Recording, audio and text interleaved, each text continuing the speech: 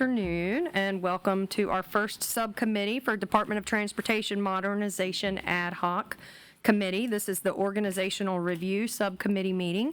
I just want to take a second. I know we have some additional committee members here, but I want to let the subcommittee members just take a minute to introduce yourself in the district that you represent. And then we have a presentation by Secretary Powell, and we'll get started with our conversation. We'll start down here with Montgomery. For subcommittee members, please. Scott Montgomery from Spartanburg. Brian Lawson, District 30, Cherokee and Spartanburg counties. Robbie Robbins, District 97, Dorchester and Colleton. People or Rivers. Go ahead. Michael Rivers, District 121, Beaufort and Carleton counties. Bill Hager, House District 122, Hampton, Jasper, Colleton, and Beaufort. David Martin, District 26, that's the east side of Fort Mill. James Steeple, District 116, Charleston and Colleton County. And I'm Shannon Erickson, House District 124, Beaufort. With us, I think we have 4 of our committee members visiting. If you want to introduce yourselves.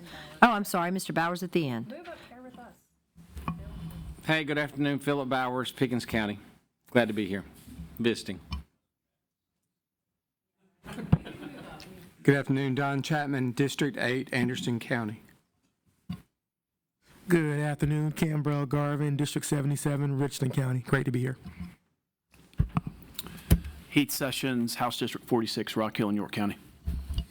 Good afternoon, Gary Brewer, Charleston, Dorchester counties. Thank you. Heather Crawford, Horry County, Southern Myrtle Beach, and the greater Socastee, Farshbrook, Burgess areas, District 68. We are going to get started. We have Secretary Powell here. He has a brief presentation. We have been on the road for several months. We've been all over the state. We have been listening. So after we listen to this update, the floor is yours for our subcommittee members. We will take questions, suggestions. It'll be a full discussion with our subcommittee.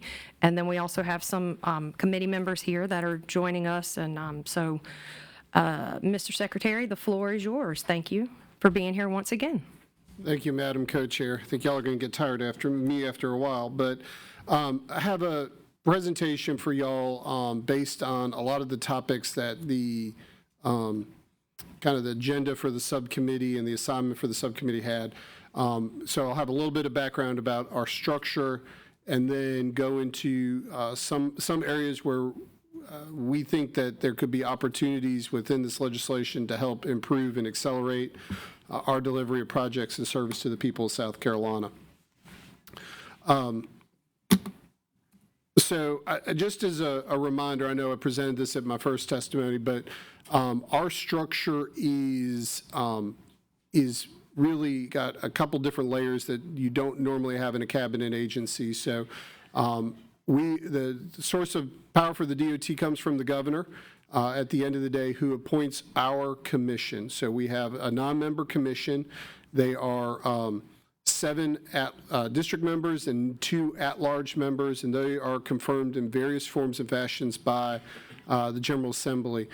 They, in turn, and I'll go into a little depth about what their roles and responsibilities are, they appoint the Secretary of Transportation. That role is confirmed by the Senate, and then the Secretary appoints his leadership team. And so I appoint 4 deputy secretaries. Deputy Secretary for Engineering is the one that has the largest portfolio, is about 90% of the organization, so that's all of our field personnel as well as of all our headquarters, design, and construction personnel. Our finance and administration team, obviously much smaller, but has one of the more complex procurement and budgets to manage at $2.7 billion. And then smaller, our intermodal and freight division, which handles our transit and rail programs. And then our planning division, smaller division that handles our planning for the agency on a statewide basis, but they also handle all of our coordination with our Metropolitan Planning Organization, Council of Governments. We maintain Chief Legal Officer that coordinates with the Attorney General's office, as well as my Chief of Staff and his team. I think there have been some questions about what is the role of the commission. We do have a former commissioner on the committee. Robbie Robbins served on DOT Commission for several years. We have another commissioner here, Thomas Rhodes, who is one of our at-large commissioners from Richland County. But what I would say is the role of the commission in a simplified version is that they really have 4 or 5 kind of key responsibilities. First, it is to set the priorities for infrastructure decisions. So they approve items in what's known as the Statewide Transportation Improvement Program. They approve priority lists. They set our transportation asset management plan as well as our multimodal transportation plan, basically setting the framework for how we invest. They add and subtract roads from our state-owned system. We have the 4th largest state highway system in the country. They approve any additions or deletions that we have to the network, and usually it is a reduction of a mile or 2 every commission meeting. They do road namings and dedications that, in addition to what the General Assembly does. They have a role in considering all decisions of the State Infrastructure Bank when they make a recommendation before it goes to the Joint Bond Review Committee. The commission will vote on that, and then they select the Secretary of Transportation, who's responsible for the day-to-day operations. They are required by law to be outside of the day-to-day operations, so they operate much more as a board of directors rather than kind of a day-to-day type operation. We, as a DOT, we are split up into 7 engineering districts. Those are by law required to be reviewed and adjusted every 10 years. We'll be coming up on that review right here, but we have 7 districts. Each one of them is led by a district engineering administrator. They have oversight over maintenance, traffic, and our construction functions. They also, in each county, we have a local maintenance unit and a county maintenance unit. Not every county has a construction office. If you're a small county, you might have overlap between 2, Hampton and Allendale share a resident construction engineer because of that, but in some of our larger counties, you actually have multiple construction engineers. We also have our traffic management all from there. What we have at headquarters, by and large, are policy-setting bodies for maintenance, traffic engineering, and construction that help advise and set policies and guidance for them, but a lot of the independent autonomy is there. But design and procurement of all of our construction program is run out of headquarters as opposed to in the field. So I wanted to kind of go into some things that we are recommending that there be done within the statute for consideration by this committee. First is really to clarify and codify our deputy secretary roles. So those are in the code. But what we don't have, and so we need to update the language. It's actually dated to pre-2016 language. We need to define out our deputy secretary for planning and for our intermodal program. Right now, that is only in one title. And then we've talked about, and I'll talk about a little bit later, about a coordinating council for transportation in the state. We would recommend putting that in as a responsibility of the deputy secretary for planning. The other piece is, and I think it's important to note, DOT is the only state agency with an internal audit. So state agencies all have internal auditors who are to go through, make sure you have internal controls, do performance audits. But we are the only state agency that has an internal auditor reporting to the state auditor. So we have a uniquely independent auditor. So the commission gets routine reports. I believe they make us better by having that independence and third-party perspective. What we are recommending is that the language right now limits that role to only a certified public accountant. There are opportunities in other certifications, certified fraud examiner, certified internal auditor, that could equally and easily do the job as it's been done now. We also think it's important to kind of codify that they have a responsibility to really kind of make sure that we are performing optimally. Every single one of the reports they do is transmitted to the General Assembly, to the Ways and Means, to in the House, both to the Ways and Means and to EPW, all out there publicly available. So we go through a pretty routine and regular process with them of working to improve, and I think this would help us get a little stronger there as well. I've talked a little bit about this, and we think it would be very helpful in bringing together all of the modes in South Carolina, whether it's Palmetto Rail, the Aeronautics Commission, Ports Authority, DOT. We're going to look at things in a statewide perspective. we need to bring together in a process having those entities and industries together in terms of coordinating and implementing our policies together. So what's proposed here is to have a coordinating council involving those agencies that have the most impact on day-to-day operations. Obviously DOT, DPS Public Safety, the DMV, Secretary of Commerce because of the responsibility of Palmetto Rail, Aeronautics, Infrastructure Bank, as well as the Office of Regulatory Staff, which regulates freight rail and motor carriers in the state, like buses and things like that. One of the things that we would also recommend is that this have responsibility for establishing oversight for metropolitan planning organizations and council of governments, that they would review the boundaries, review who the host organizations are, and make sure that those are performing optimally for what the state needs to do. This has been state highway rationalization. So this is a big topic that I know I've talked to a lot of members of the committee about. Is we have the 4th largest state highway system at 41,000 miles. If we were interested in becoming the 5th largest state highway system in the country and to surpass Pennsylvania, we would need to shed 1,500 miles from our system to do so. So right now the commission cedes, I would say, about 10 to 15 miles per year to local government. So if there's an interest in doing this, we would have the following recommendations. One, it would need to be done in a voluntary basis. We have a lot of differing capacity and capabilities of local governments in this state. You know, an urban county may have the ability to take on a lot of roads. You have a lot of counties in the state that may own one backhoe and may not be able to take on the inventory of 400 or 500 roads. So what we are recommending is, or for the committee to consider, is a voluntary devolution of the system based on either one-time appropriations or added tools given to local governments so that they could take over that funding responsibility. Behind Representatives Montgomery and Lawson and Garvin, we have prepared a map of what we would consider to be the roads that would be eligible for devolution. So you see those things in the green. You can take a look at it after the meeting.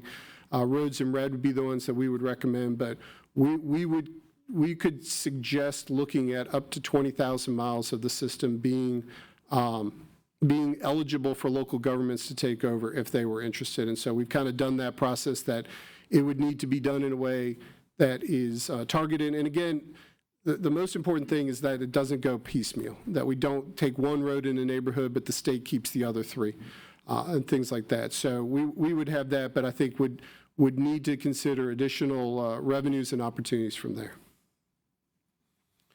I think the other big topic that this committee's been assigned is talking about procurement and how we provide projects. So there are certainly emergency authorities that are delegated to the Secretary of Transportation to move quickly when we have a natural disaster to get a project underway. But how we get a project under contract really is in 2 forms and fashions right now. First is the bid build fashion. So what that is that we go off, we have a full set of plans, we have a defined set of quantities, and we go out, we ask the industry on a sealed bid basis who can build that project and then deliver that project within the timeline we've had. So it is the lowest responsible bidder that receives the award, and that award's been based off of an engineer's estimate. So we internally calculate how much they're going to be. Traditional design build is how we do a smaller number of projects, but often our larger projects, which is where we are looking at the combination of we get the project up to a certain point. We don't get the design plans finalized, and then what we ask them to do is finish out, how much would it cost to finish out the plans? What ideas would you bring towards the table? And then they come in with it's a best value proposition. So it's both considering the qualifications and the proposal by the teams, but also the price. And so we've had projects like the Arthur Avenel Bridge. It was built by a design build project. Lake Marion Bridge we're about to undertake is a design build project.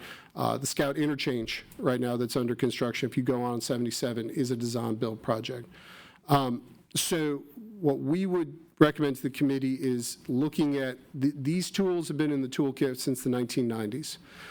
If there were a consideration of additional tools in the toolkit, we have 4 recommendations for the committee to consider.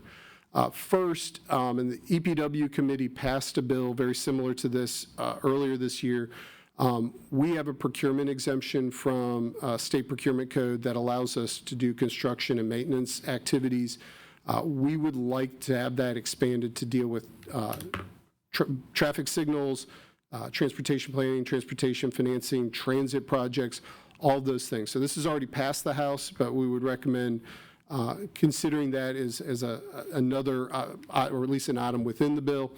The second piece there are 2 types of what we'll call collaborative project delivery methods called construction manager, general contractor, or CMGC, and phase design build. And they're similar, but they're a little bit different. So I'll walk through kind of the differences on that.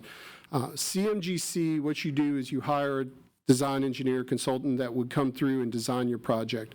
At the same time, you hire a contractor based solely on their qualifications to help advise that design engineer. So they come and say, if you do this, it's going to cost you 4 times as much, or if you move this 3 feet this way, it can save you here. At the end of that process, once those design plans are done, then the contractor basically gets a opportunity to bid on that project from there, and you have a third party validate it, but they get first dibs on that design. Phase design build, it's also called progressive design build in other parts of the country, is basically what you are doing is hiring both the design engineer and the contractor on a qualifications basis only, and then you work together with them to identify how you would design and construct and deliver that project. And at the end of that process, they give you a guaranteed maximum price that comes back and says, this is how much you would do it. And so then you'd have to have a third party validate that and go from there. The fourth piece here would be, we have some authorities to do public-private partnerships in the state where you bring in a private company to operate, build, and maintain a facility. We believe that we need to get that clarified and expanded from where we are today. If we really want to do projects like they have in North Carolina and Georgia and Florida, where they have let companies come in and build things like choice lanes across the state.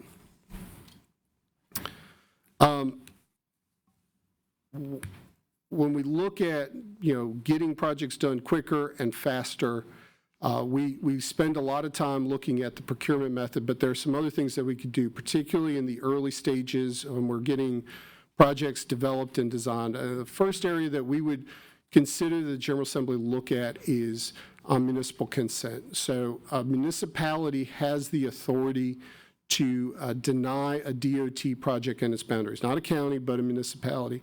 What we would ask for is a clock on that, basically to ask them to say, you have 180 days to say you want the project or you don't want the project in your boundaries.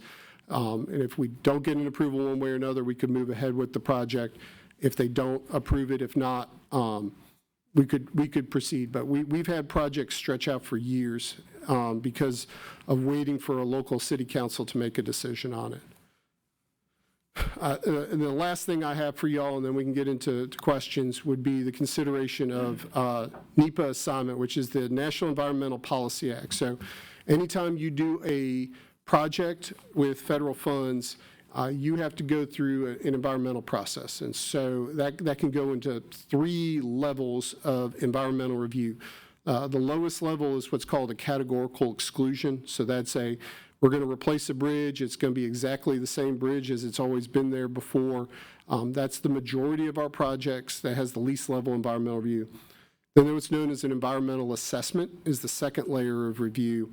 And those are projects where we're doing a widening. We're going to have impacts on wetlands. We're going to have impacts on buying right-of-way for somebody. And then the third and highest level review is what's known as an environmental impact statement. Those are typically our largest projects, our most complex projects. A major priority of the Trump administration is to encourage states to assume this responsibility from the federal government. Right now, we do not have the authority to do so. because we don't have, and I'll talk a little bit about it, because we don't have the authority to do it, and so we can't put it on the table right now. One of the challenges we've had recently is that the federal government has gone through some pretty significant cutbacks. And so for years, we would used to have a guy here in Columbia that would review our environmental documents.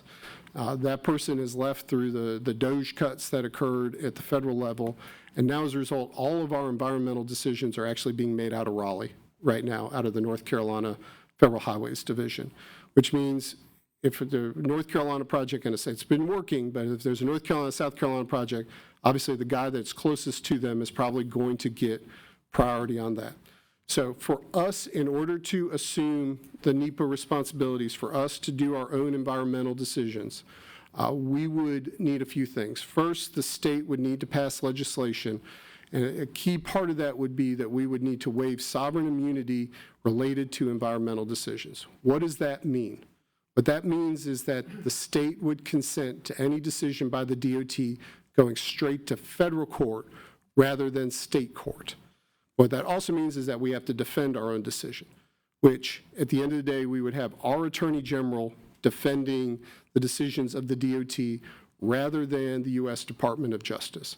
So what you're ultimately doing is getting more state control over the state's priorities and more control over how we deliver our projects. What it also means is that DOT can prioritize the permits, make sure what we know is important to us gets done quicker. I'm pretty close with the secretary in Florida, and he reports that once they got it fully up and running, they saved on average a year for their most complex environmental documents. So I think this has a real opportunity for South Carolina to be able to do it. And I would say there are more states looking at taking this on. Nebraska just was one that just signed on. Maine is just taking it on. I'm hearing Hawaii is well involved in it. So it is, while we talk about Texas, Florida, and California, it is small to medium-sized states that are taking on this responsibility. We've already started making moves internally in terms of getting the staff ready for this. We already do a large part of this work anyways. I mean, DOT has naturalists on staff. We have archaeologists on staff that we did about a year ago, we did a dig in the middle of I-26 because we found some historic resources for one of our ridings. So we do a lot of this stuff already. So it's one of those things that can give us the ability to control our own destiny at the end of the day and still comply with every environmental law, every requirement the federal government does, but it gets, those decisions get made in Columbia and defended in Columbia as a result. So that, Madam Chair, is that all I have, and I will let the committee ask me any more questions. Thank you, Mr. Secretary. We will open it up for subcommittee questions, comments. Representative Hager, you're up first. I want to talk a little bit about right-of-way. Of course, I worked for the electric utilities for years, and one of the biggest holdup on that, as far as electric utilities, is right-of-way. A lot of utilities are in the highway right-of-way, but the electric utilities, we try to put them on private property.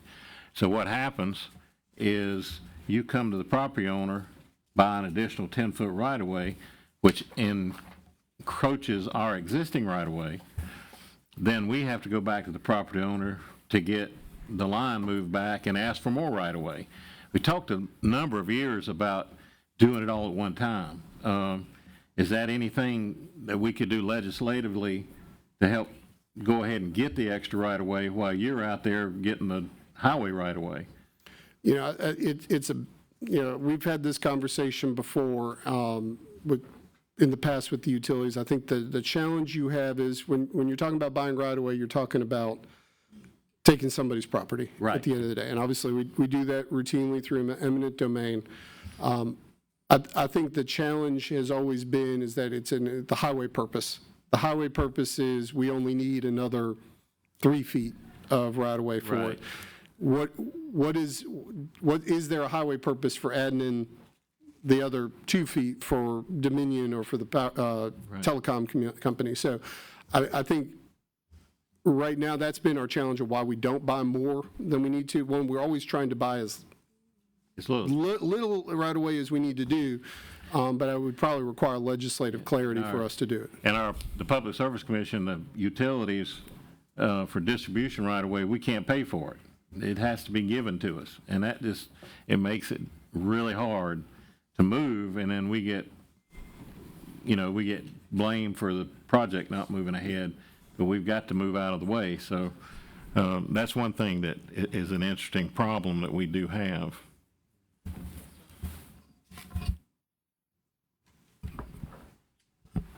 Thank you. Representative Teeple? Yeah, just one thing real quick. How feasible do you think it would be to allow municipalities to request deviation waivers? You look at, on some of these road projects, because you look at like our area where we have grand trees that are right on the edge, and if we need to expand, I think there's a permit or a deviation request in right now for Maybank Highway in my district, because we have a massive bottleneck to require, I think, like 1 foot less on width. Do you think that that's something that we could do to kind of help some of these more constrained areas? Yeah. Officially, and I'm looking at my team, but we haven't gotten anything from Maybank yet, have we? We have not formally received a design exception about Maybank Highway, but we do design exceptions routinely, particularly in a place like Charleston, downtown Charleston. You can't get the required widths on that, or you have too much, or the impacts are too high. So I think it is within our ability to do so. The specific case of what you're asking me about, sir, we've not actually gotten that formal request, but they have not. That municipality and a number of others routinely ask me about things, and we're willing to look at it. Again, our biggest concern is safe and effective and efficient movement of traffic. But I apologize then, because they told me 2 months ago it'd be a week, but that's par for the course. Yeah. So but no, we'd be willing. We'd have to see what it is, and we'd be willing to look at it. But I don't think we've gotten that formal request yet.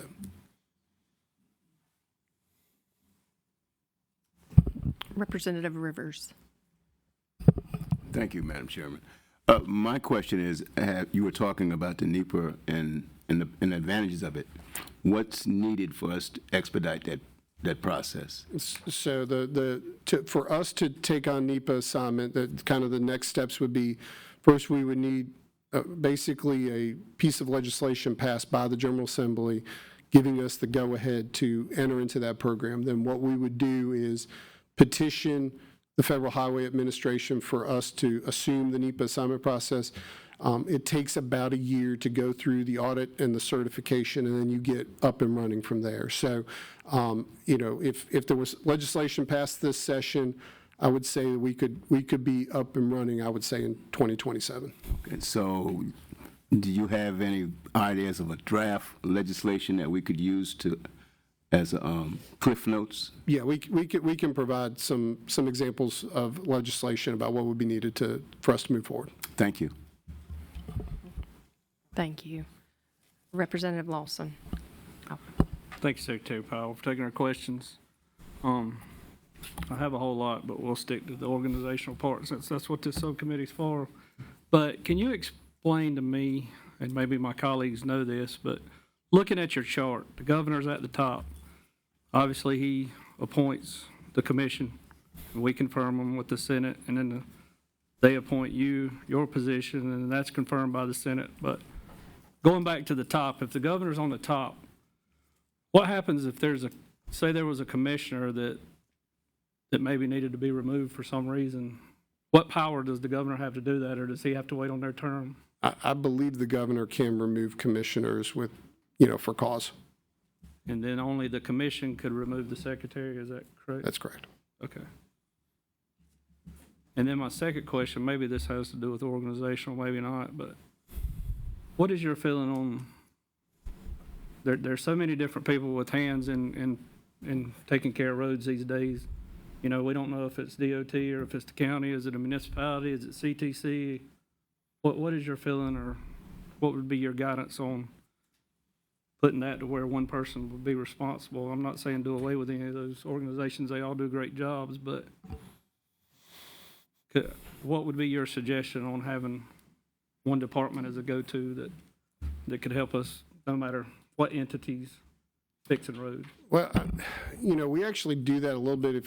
When you go onto you have a constituent fill out a maintenance work request for us, it actually will go and identify who owns the road in question. So we do have that determination. Now, it's not us running down and saying, City Gaffney, it's a City Gaffney pothole, but we will kind of refer the folks over to where it needs to be. I think, one of the challenges is, you have road networks that you don't always know where you are in terms of whether it's a city road or a county road or a municipal road. I think that's going to be a challenge for us to work through for years, because I think it's been longstanding how we got into this situation, even if there was a will from the General Assembly get out of it. But we can look at, and I can come back to you on it, if you're kind of asking for like a one-stop shop type approach on that. We haven't really kind of thought about it in those terms, but we can take a look at that.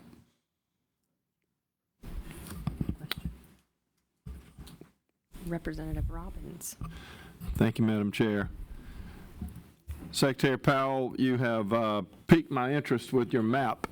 And I think I heard you say that y'all had identified about 20,000 miles potentially? Yes, sir.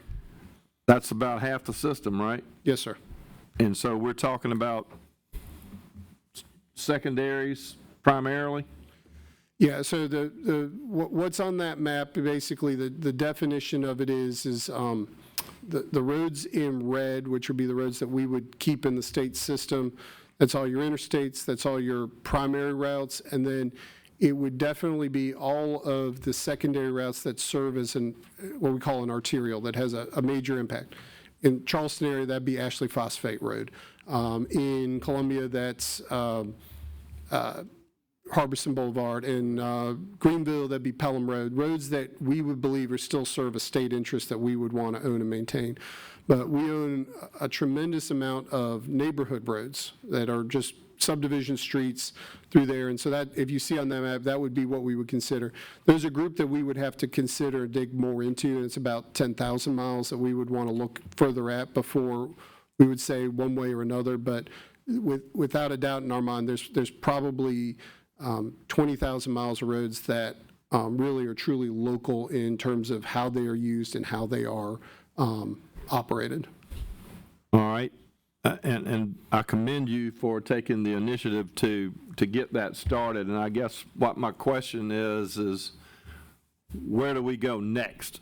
Do we try to take that map and identify which counties each one of those roads are in, or which municipalities, and then begin a dialogue with them? Or what is your suggestion as to how we take the next steps to helping y'all relieve some pressure for your agency to manage what is in the state's interest? Sure. So what I would say first off would be we would prepare that map. I would take it to the commission, and we would formally vet out that process and procedure. So that'd be the first step forward.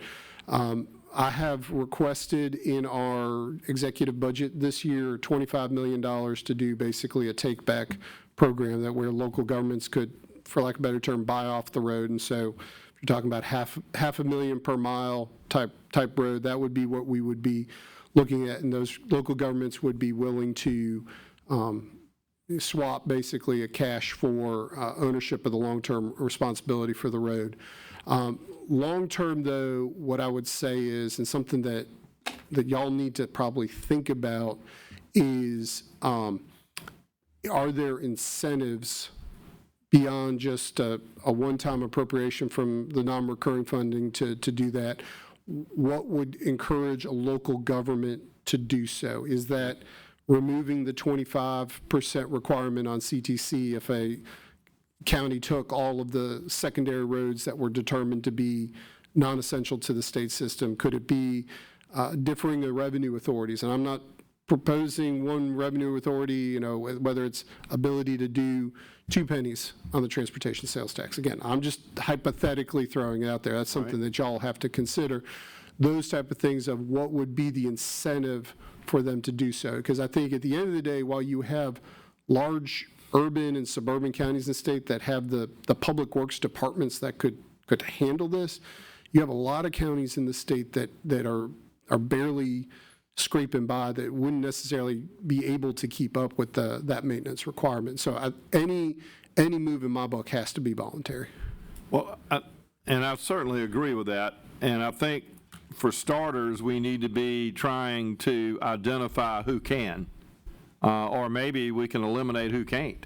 But we need to be having the conversation with the counties that can. And I think I know some of those that are interested.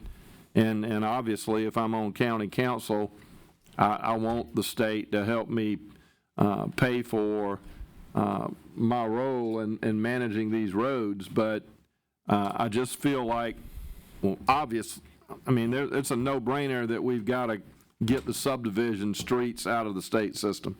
I don't really understand how that began, but it's water under the bridge at this point. But we don't need to be managing subdivision streets in the state system. And these farm-to-market roads are vital to our local commerce, and they're in terrible shape. We got 4 members of this subcommittee from Colleton County who need all the help we can get in Colleton County.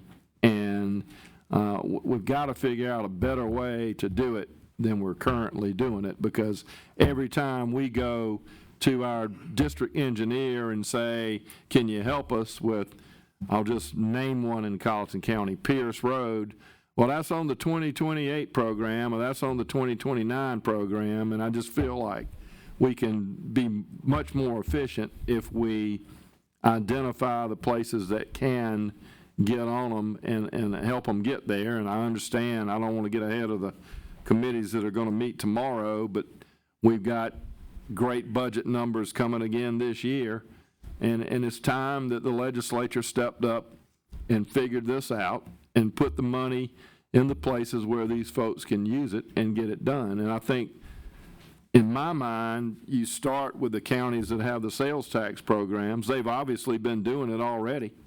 They stepped up to the plate, put their own money in the game, and have gotten these jobs done in a very good way. You ride all over Representative Teeple and Representative Stavronakis' districts and see where Charleston County has put the money to very good use. That's one example. So I applaud y'all for creating the map, but we got to figure out what that next step is and take it and not just talk about it. Yeah, I think, again, we have the budget request this year, and again, if there's legislative direction to proceed down that path, we would then begin immediate outreach with the local governments on that process and the devolution. But right now, it's absent funding or authority, it's hard for me to have that conversation with the local governments. Can I do one more thing? And I know this is not your fault, but I know that Representative Brewer and I hear it all the time in the Low Country in particular, is that the land management decisions are causing chaos with the road management decisions. And to me, local government is the best place to start. They're the closest to the people, and those folks need to be able to blend their land management decisions with their road management decisions so that they do work together instead of against each other, which I think is what has been happening all over the state as we've experienced this tremendous growth that we have over the last 20 years.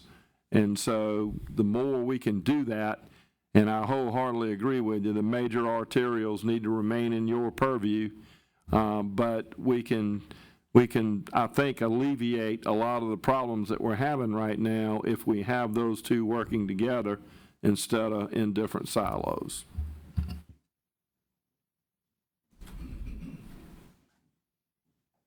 All right.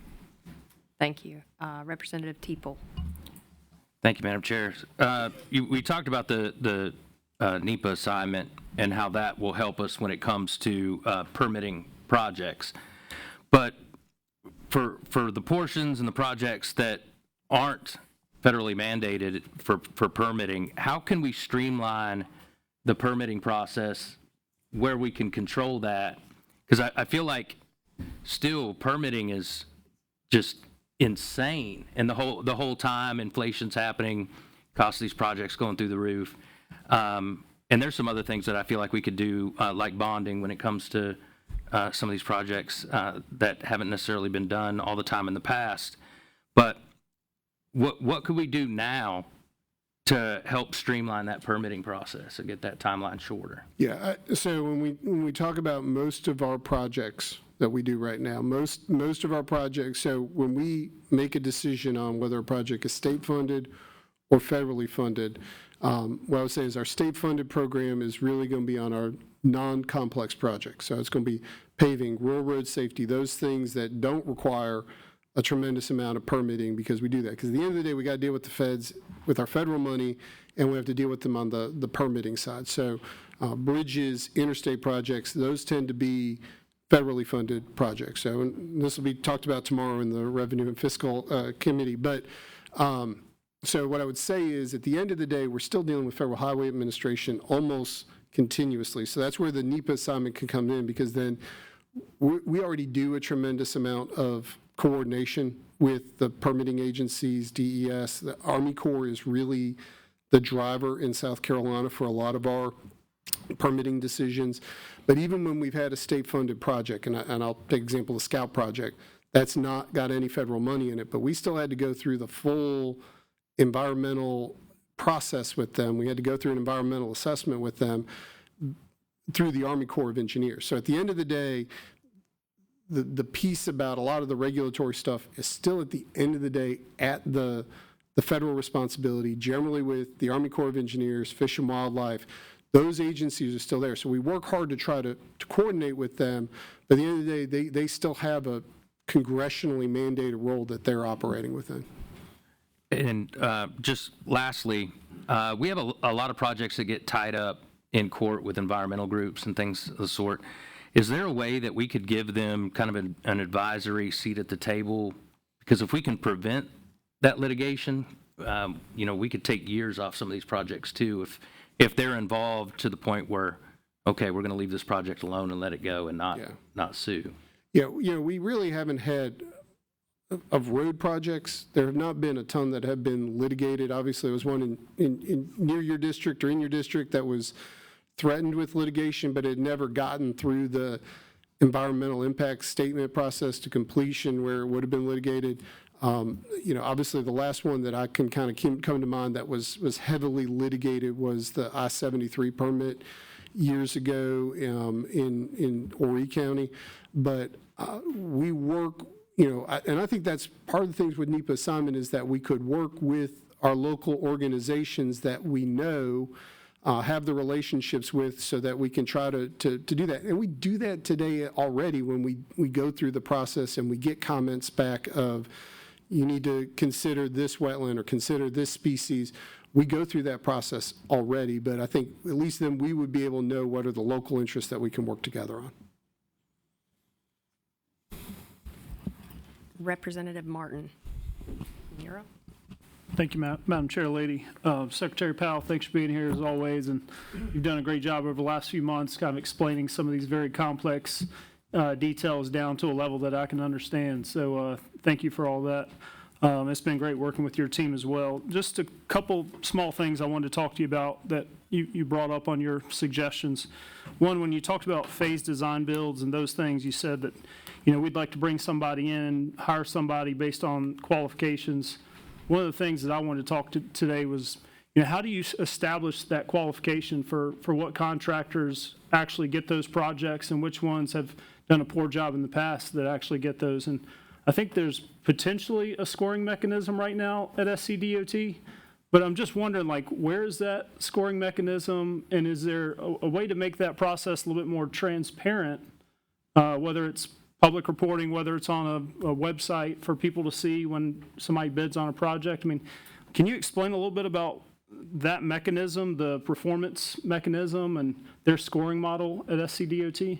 So what we go through, it really depends on which type of procurement method we're going through. So if it's a bid build project, so it's the lowest responsible bidder at the end of the day. So we're going through, do they have their bonding? Do they have the requisite insurances, those type of things? So we go through that. That's all laid out in our regulations of how that is done. And so that process, we go through that, and that guides whether or not a firm can be qualified to bid on our projects. To disbar a company for poor performance has been done rarely. It's usually because there's been criminal activity involved with it in the past. So it's hard, particularly on a bid build basis, to go and say, well, you were a superstar versus you were average. Again, if we're looking for the lowest responsive bidder, can you do the work is the real question that we have on that. When we go through a design build process, which is more of a qualifications based, we can weigh in prior performance, prior experience. Did you have claims? Did you have delivery issues? And we can weigh that. And so when we go through that process, we can much more say, this contractor had a poor performance on doing this type of similar job 4 years ago for us. They will not get scored as highly and usually don't move into that final round of that kind of process. But it's very regulated. It's very prescribed by the federal government in terms of how we can qualify contractors from there. But on design build, we have a lot more kind of say-so at the end of the day of really getting into that granularity. And I would say on the two alternative methods that have been kind of proposed here, certainly that would be the key factor for us in considering, because you're not necessarily considering price up front. You're considering the proposal, the team that's been proposed, the prior performance, and looking at how they have performed in doing their work. Okay, yeah, and I appreciate all that. That's a lot more detailed than I thought it was. And ultimately, when we're on the modernization committee, I look at things need to be streamlined, need to be transparent, need to be data driven. Yeah. You know, whether you're looking at KPIs and historical performances from the past and using ways to rank people or rank companies based on that information. So one thing I was going to talk about was creating some type of a contractor performance index that lays out like scheduled performance from the past, budget disputes, construction quality for contractors, like you talked about, claims history, traffic management, and responsiveness. And ultimately, if a contractor has done a poor job in the past, they should not be qualified to meet those things. So I just want to make sure that those are transparent to the public, so the public sees when we bid a job to somebody, that all of that is on pretty detailed out, and for anybody to be able to pull that up and see who got the bid. That was one. Two, love to hear the coordinating council. That was something I think we've need to bring together across the state. So that way we got the ports, we got the DOT, we got everybody kind of working under the same path moving forward. So love to hear that. The last thing, probably the most complicated part of any of the testimony that I got was trying to understand how the MPOs, the CTCs, the COGs, how many members are on each board and who is actually making decisions within it. I think it was Bill Hickson when we were down in like Beaufort or somewhere that was like, can you explain to me how many people's on here? And somebody said, well, I think there's 28, but there might be more than that. And like nobody seemed to know. And so I would just love to know from you, from an organizational standpoint, is there a way that we can standardize MPOs, CTCs, COGs to say this is going to be based on, you know, a pro rata amount of population, or this is capped at a certain amount of members on the board? Is there any suggestions that you have as to how we can actually standardize that throughout every county or any districts or things like that? So I'll kind of break it down because there's three different creations here, Yep. Each one a little different. So we'll start off with the County Transportation Committee. So the CTCs were created in the 1990s, and it was really a product of the legislative delegations used to control the CTC money. There was concerns about separations of power at that point in time, so they created CTC committees. What I would say is there are 46 CTC committees in South Carolina. There are 46 different CTC committees in South Carolina. Each one of them have different numbers. Sometimes it's I think there's a 3-person one in the upstate that I'm thinking about. There's already down to 10, 12, 15 member ones. Some counties have some county legislative delegations have elected to delegate it to their county council. And so there's any number of permutations on it, but that is a legislative creation. So again, I think if there's a desire to standardize, what I would say is, though, in the diversity of the CTCs, we have good models working that are different between what works in Greenville County, which is a strong program, but very different from how they operate in Horry County, which is also a strong program. So I don't want to say we need to get overly prescriptive. The MPOs and the councils of government, so the MPOs are federally mandated. So we are required to have MPOs. The federal rules are pretty clear that it's a cooperative effort between the state and the local governments involved to come up with who's on the board, what the boundaries are kind of defined, but who's on the board, which local governments have representation, do you have state legislators or state representatives on there? They come to that. The councils of government is a body that we have used for rural transportation planning since the 1990s. There's nothing magic about it. It could be done in Columbia. That would require staffing changes on my side. But there are any other number of rural planning organizations that you can set up. I think we've just gotten accustomed to using the council of governments because we use them for economic development and water and sewer and a variety of other pieces throughout the state. So to me, the bigger question would be, and I think is, we've got to get better coordination of where the boundaries are. We've got to get better coordination on what kind of projects they're working on. And I think it's important that we take a look at where the host organizations are.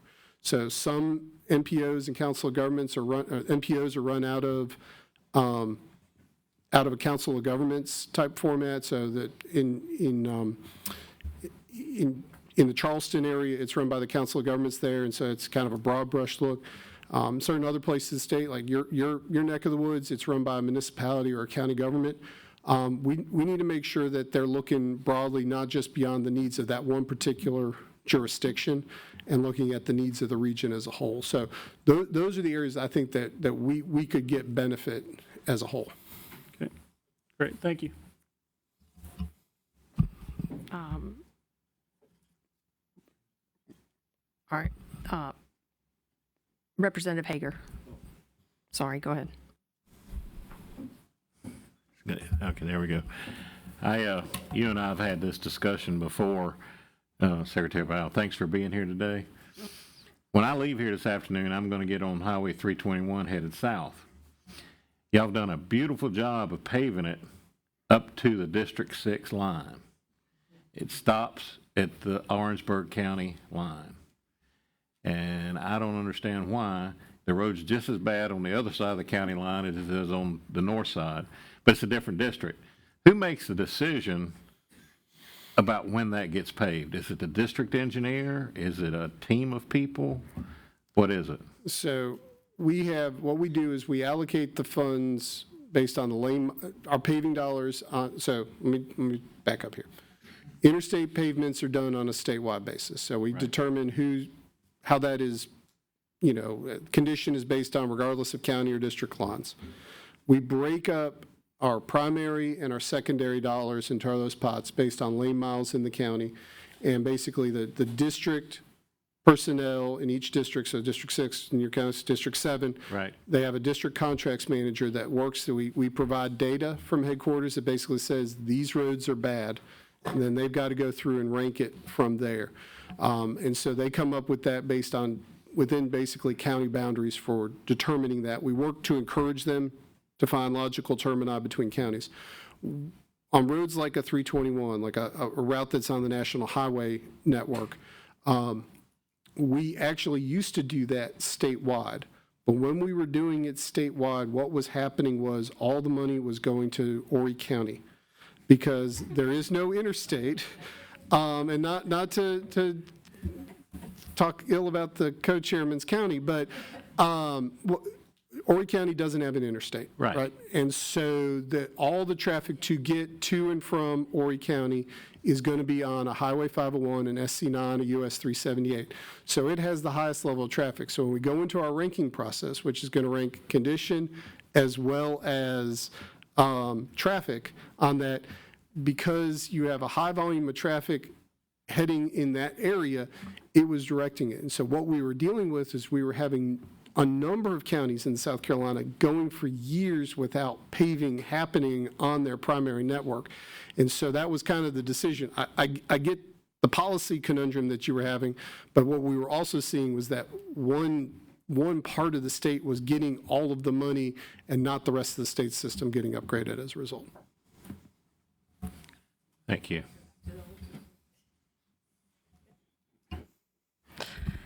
Representative Brewer. Here we go. No, thank you so much. If you wouldn't mind bearing with me for a few on this one, I'd appreciate it. I brought caffeine.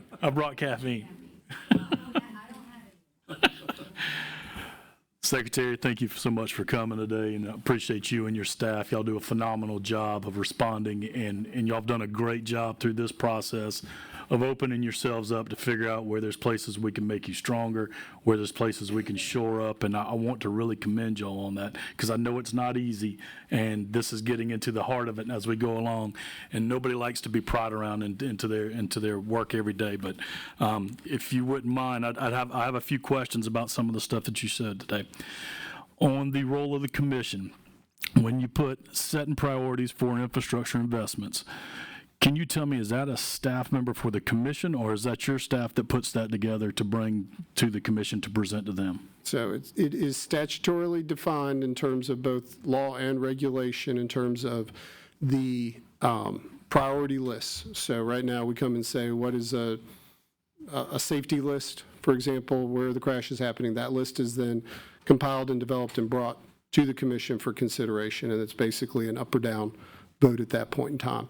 And then for entering projects into the statewide transportation improvement program, projects getting money assigned to them, they set the funding levels through their budget process to say we're going to put $700 million into pavements, $500 million into interstates.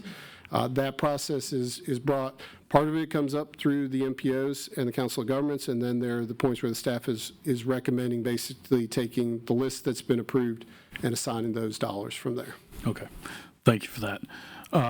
Moving through some of the stuff, and I appreciate you putting their top 5 priorities on there. Moving through some of your slides, going down to the proposed updates to structure. Are these current things that you cannot currently do within your own structural organization that you yourself could set, or is this something that you need to legislatively set? It's really a cleanup from what we have right now. So right now, there are 3 deputy secretaries defined by statute right now. So Deputy Secretary for Planning, Deputy Secretary for Engineering, who serves as State Highway Engineer, so has responsibilities throughout code and regulation in terms of certifying and making decisions from there. That role is established in terms of their responsibilities. The Deputy Secretary for Finance is well established and defined in there in terms of responsibility for not only being the secretary to the commission, but also for maintaining the books of the Department of Transportation. And then what is defined as a deputy secretary for intermodal and freight. And so that is basically responsible for our transit and rail programs. One area I want to change on that, and I'll just be direct about it, is that it is clearly defined as that one has responsibility for the money and not the Deputy Secretary for Finance and Administration. I think it's important that the Deputy Secretary for Finance and Administration controls all of the financial responsibilities of the department. So that's one area for cleanup. The fourth area would be adding the Deputy Secretary for Planning, which has not been in code, but is been in practice for a number of years now in terms of it's kind of shifted and changed based on the secretary, but to clean it up and put it out there. But to put that in code, that's what you would do, correct? That's my recommendation. Okay, so that's your recommendation to what you do. With your planning, but just back to your planning, one thing I'd ask you to consider is somebody to work strictly with your sales tax referendums, the sales tax programs around the state, to really engage them and really coordinate with them. Y'all do a great job right now. I know it's a full job, but to have somebody that's dedicated to that is something that I think the programs would really appreciate and help as we go along. Moving on to the Coordinating Council for Transportation and Mobility. One of the things I'd noticed, and I appreciate you bringing this up because I'm a big advocate of this coordinating council. I think it's something that we need to move towards. One of the things that I'd ask that you would consider, and I think that for this committee to consider, would be adding DES and DNR on there. DNR makes a lot of comments. Fish and Wildlife, U.S. Fish and Wildlife does as well, but obviously we can't control the U.S. Fish and Wildlife. But DNR makes a lot of comments on permits, and those comments become conditions upon the permits being approved. And a lot of times that can delay construction 6 to 8 months, depending on the windows of when construction could start. But to have them on this coordinating council, I think, would be beneficial to you as you're working on projects and looking at projects. Something that we should consider along with DES. And I would also probably get away from the chairman of boards and put directors of these departments on there. I think the chairman of the board are usually citizens of the state that are coming into work, and the directors are people that are working there every day and probably can talk about a lot of this stuff a lot more educatedly. Not saying that the chairman's positions aren't, but these people are working every day, day in and day out. Just comments for the committee. The state highway system rationalization. So I'm probably going to make a comment here that I don't think is going to be accepted well, but in kind of piggybacking off of Representative Robbins' comments, locally there's a lot of decisions that are made that affect state roads. Would you say that's correct? There's a lot of decisions that subdivisions, developments, or something could happen on a state road that you have no control over whether or not that is going to happen in that area, correct? All we have is control over the encroachment permit, but at the end of the day, that's really just safe and efficient access to the system that we're legislatively required to provide. And you put together a transportation improvement plan, you put together a 10-year plan where you're laying out where you're going to put your monies, where you're going to try to spend on roads, what you're going to try to do to update roads as you go along. And it's hard to maneuver off that once you plan that, correct? I would say it is, once you get, obviously get a project from start to finish can take, depending on the complexity of it, a few years to 10 plus years, depending on what you're trying to do. So once it's in motion, those local conditions can change it pretty quickly. That's correct. So one of the things I'd like for our committee to look at is a possible bill or something to add to this to help them with this rationalization, because while we need to take over some roads, we also got to stop the bleeding, right? We've got to figure out a way to stop where it's going to continue to get worse and areas that we've already planned for the money to be other areas. But looking at a bill of some sort to where if there's annexation, which normally a municipality is not going to annex unless they're trying to annex a development in there, but that they take over from logical termini to logical termini, either the road if they can, if it's one of the roads to take over, or they take over the funding to be able to maintain that road or expand that road, because that shouldn't fall on DOT's shoulders to have to maneuver when they've already planned out their funding for 10 years and something pops up in an area that they haven't planned for. I know in our area we had a school board decided to put a school out in the middle of nowhere because it was a cheap piece of property, and I was very happy that they picked a very cheap piece of property. Unfortunately, we had to build a $30 million road to get to them, and that $30 million that was never planned for, right? So that's something that, to me, I wish we would consider something like that to be able to limit some of the bleeding and stop some of the bleeding so we can catch up on the roads that we've got now. Moving to, and sorry, I'm just going to move through these and I'll be done here shortly, but the current project delivery methods, pretty much.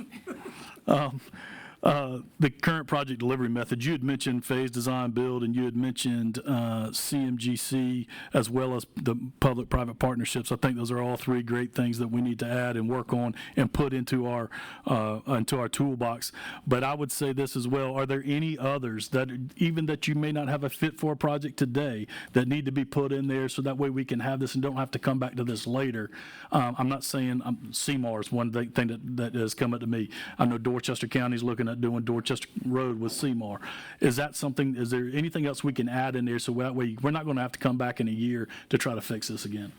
Yeah, the state procurement code actually allows CMAR, but does not necessarily allow for roads. So, I think if you were to look at it, maybe just allowing DOT to use the parallel authorities in the state procurement code without necessarily compromising our exemption for highway construction and maintenance, that may be something to consider. Ultimately, at the end of the day, we got to get Federal Highways comfort with, their interest of competitive as well as cost-effective project delivery. Right now, phase design build, CMGC, traditional design build, and bid build are all well established within their portfolio. So I would say that if we were to think of anything, it would be linking to the state procurement code with some of the other tools that are now available to state agencies doing vertical construction and might not be doing on horizontal. Perfect, thank you. And the last one was with the NEPA assignment. In the NEPA assignment, I've seen it stated throughout that people have said that that'll have you hiring all sorts of people and growing government to take over this NEPA assignment. If I'm not correct, and please correct me, but you're currently doing everything in the NEPA assignment already. Is that correct? What I would say is we're doing a lot of the permit coordination already. I mean, we have a regular quarterly meeting with the major agencies, the Army Corps, Federal Highways, DES, always talking about what's on the horizon, what do we need to prioritize. Again, we've got naturalists and biologists looking for endangered species and counting turtles and counting salamanders and whatever needs to be out there. We've got archaeologists looking at historical resources already. So we have a lot of that staff, and one of the things that we've done have been bringing in two folks recently that basically have the capability to manage the federal NEPA process. So I believe we have the in-house capability. Once we get through the audit and certification, we may have to look at a position here and there, but I don't believe it's creating a bureaucracy of 50 people, because right now what we're replacing is essentially 2 people at the Federal Highway Administration at the South Carolina Division, both who took the buyout offers early on in the Trump administration. Thank you. Thank you, Madam Chair Lady. Absolutely, Mr. Brewer. Anyone else have questions? Mr. Rivers. Thank you, Madam Chairman. My question is in reference to the current project delivery methods. And I was just concerned in reference to emergency situations, and everybody up here have their concerns for their district, but someone called me about in Bennett's Point, the road there, when it floods or full moon, high tide, you can't get emergency vehicles, down that road. So what would constitute an emergency to look at something? So emergency procurement would be triggered basically by a natural disaster, or the most recent time I've had to execute it was back in, I would say, June, when I had the tanker truck crash into that bridge on I-20 and burned up the bridge. We executed emergency contracts pretty quickly to do that. We did do that during Hurricane Helene, when we had bridges washed out. We did recently in Orangeburg and Calhoun counties. But it's basically when we have a major mobility issue that's arisen, and we've had an act of God or an act of man that has disrupted the system for us to get moving quickly on getting repaired. We end up still being pretty competitive at the end of the day. Most of the times we do an emergency procurement, we still bring in 3 companies to bid on the work. It may not be in the full and robust competition that we have, but we still maintain a lot of competition for it. Okay. And I guess what I'm getting at too is that on a road that's long, I don't know if it's 5, 10 miles or whatever, and people can't have access to emergency vehicles and stuff because of flooding or water on the road. I mean, that kind of constitutes an emergency. Yeah. So we can talk about that offline. We've looked at, and we've done some basic analysis of Bennett's Point Road down in Colleton County. Okay. I'll just be honest with you, sir. To elevate the road is a sizable project in and of itself, and would trigger a pretty sizable permitting process for doing it. And so I think where we've kind of pointed is looking at the MPO and COG program, if that's the appropriate place to do it. But it's a project to get that road so it doesn't flood. Okay. It's a project, but it's doable. But it just takes coordinating. It's a big project, sir. Yes, sir. All right, thank you. Yeah. Any other questions, comments, discussion? Representative Teeple. And I didn't say this before, but my goodness, what a wealth of knowledge. And I really appreciate you, Ted, every time. Usually it's first ring that you pick up, and I really appreciate that. You had talked about that planning piece and the 10-year plan, and Representative Brewer mentioned, about a school coming in or another subdivision. Why can't we put it then on the developer of the subdivision to make some of those improvements, or, put money in the pot for, what their impact is going to be? And I don't mean it's necessarily an impact fee, I guess, but just having them help us with some of those investments once that plan's been made. So, I mean, I think, we've talked a little bit about a congestion mitigation fee or something like that, because that's a legitimate policy problem that we have in the state. So when we do an encroachment permit, so a developer comes in and says, we want to add a subdivision, we'll require a traffic impact study. And if it basically says, hey, the intersection, you're putting in 500 homes and the road can handle another 1,000, we'll take that stamped engineered document to basically say, yep, you're permitted, you need to do these things to your entrance, and go from there. You go through and say more developments come in, and so let's say it's up to, the capacity is now 990 roads, and a developer comes in with a 20-home subdivision. They ultimately are the one that gets the burden of the improvements that happen from there. So that's always been a challenge for us when we get calls about encroachment permits. It's usually because it's the last guy in to a certain extent. So, there could be some mechanisms that could help spread the cost of that out to all those that are contributing. That'd be a pretty sizable policy shift from where we are, but something that would certainly, I think, help address some of these concerns. But certainly we would be a pioneer in the country on doing something like that. And I see the complexity, and I've heard that from different groups and from developers. And the solutions seem to be, what percentage is each, even at the first guy coming in, what percentage to capacity will that growth, what strain will that put on as a percentage, and having it go throughout the line so it isn't the last guy, because that truly would be unfair for that last developer. But you look at these large subdivisions like Cane Bay, down in our area in the Low Country, it's, there's I don't even know, 5,000 homes, 6,000 homes. So, they obviously would be putting a lot in the pot, but would we be able to look at it from a capacity percentage, even from the get-go, based on their traffic study, to where it's not that burden on the final developer? No, I mean, I think what we would look at if we had an impact fee, mitigation fee, something like that, where we would look at putting those dollars would be on projects where improving turn lanes, dealing with retiming signals.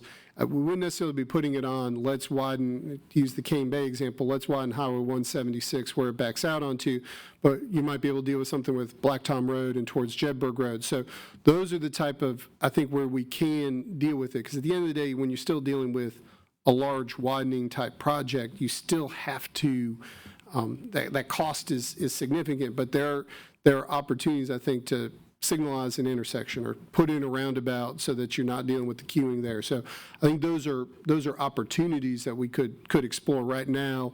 When we go through an encroachment permit process, we pretty much can work through the issues with the developer on the, hey, you got to put a turn lane in front of the subdivision, or you got to put a traffic light in front of this large commercial development. But it's when you get into that, the cumulative effects and who that last one is. And so you say, well, you've broken this intersection half a mile down the road, and the developer, to a certain extent, goes, it was the 5 guys before me that put it in, but you're putting it on. Well, you're the one that's breaking it, so therefore you've got to fix it. So I would say that those are, it's definitely something that we could put on the table and talk about, but it's something that we haven't done necessarily as a state. Are there any further questions for the secretary? All right. Thank you. Thank you for being here. We will open it up for discussion. Any other comments, suggestions, discussion?